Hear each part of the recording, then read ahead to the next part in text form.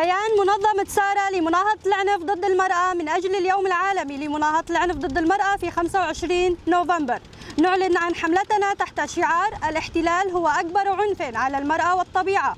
يصادف اليوم العالمي لمناهضة العنف ضد المرأة، وهو يوم نجدد التزامنا الجماعي بالقضاء على جميع أشكال العنف ضد النساء والفتيات من كل مكان. هذا ليس مجرد يوم للتذكير، بل هو دعوة للعمل. إن العنف ضد المرأة والفتيات ظاهرة عالمية مدمرة تعرقل التنمية وتنتهك حقوق الإنسان الأساسية. يتخذ هذا العنف أشكالا متعددة، من العنف الجسدي والجنسي إلى التحرش والتهديدات والعنف الاقتصادي والنفسي. لا مكان لهذا العنف في مجتمعاتنا. نحن ندين جميع أشكال العنف ضد المرأة، ونؤكد على ضرورة حماية النساء والفتيات من جميع أشكال الإيذاء والتمييز.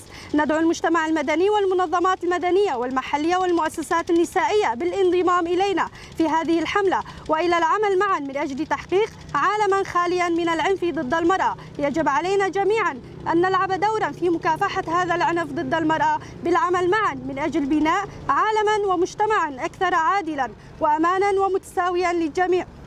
فلنجعل من هذا اليوم نقطة تحول نحو مستقبل أفضل، حيث يتم اليوم الإعلان عن بدء حملة اليوم العالمي لمناهضة العنف ضد المرأة ب 25/11/2024 على مستوى إقليم شمال شرق سوريا تحت شعار الاحتلال هو أكبر عنف على المرأة والطبيعة.